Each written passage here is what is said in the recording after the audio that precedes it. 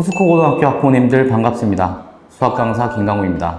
요즘 많은 학생들이 과제와 수행평가에 쫓기고 있어 학부모님들께서도 기말고사 대비에 대해 많이 걱정하실 거라고 생각이 듭니다. 그래서 이번 영상에서는 기말고사에 대해 중요한 몇 가지 사항을 안내드리고자 합니다. 먼저 기말고사 범위 같은 경우는 여러 가지 방정식에서부터 원의 방정식으로 예상이 됩니다. 또한 포스코고등학교 같은 경우는 중간고사와 마찬가지로 같은 조건을 다르게 표현하여 혼란스럽게 할 가능성이 굉장히 높아 보입니다. 그리고 작년 기말고사의 기출 푸는 것도 중요하겠죠. 하지만 작년 기말고사 같은 경우는 올림포스 고난이도의 부교재를 사용했기 때문에 작년 기출보다 재작년 기출 분석을 훨씬 더 많이 하는 게 중요해 보입니다. 중간고사보다 기말고사 자체가 대비 기간이 짧다 보니 문제 자체의 난이도는 중간고사보단 다소 쉬워질 거라고 예상이 됩니다. 하지만 우리 자녀들 같은 경우는 많은 수행평가가 있기 때문에 체감 난이도 자체는 높게 측정될 거라고 생각이 됩니다. 그렇다면 우리 자녀가 조금이라도 좋은 점수, 높은 점수를 받기 위해서는 어떻게 해야 될까요?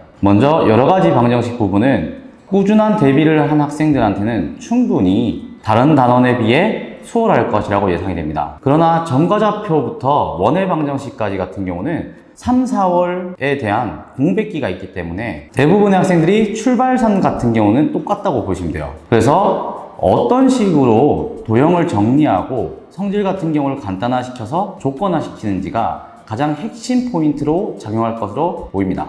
작년 시험지 같은 경우도 이등변 성악형의 성질을 조건화시켜서 출제하는 게 고난이도 문제로 나왔기 때문에 이러한 도형의 성질은 반드시 점검하셔야 됩니다. 포스코고등학교 같은 경우는 다른 일반고에 비해 모의고사 기출이 아닌 보충교재 변형이 크게 나타나므로 최소 3회독 이상 하고 조건에 맞춰 푸는 연습에 전념해야 될 때입니다. 이와 같은 방법으로 우리 자녀가 기말고사에 조금이라도 높은 점수를 받도록 도와주시면 좋겠습니다. 모두 힘내시고 좋은 결과 있기를 바라겠습니다. 감사합니다.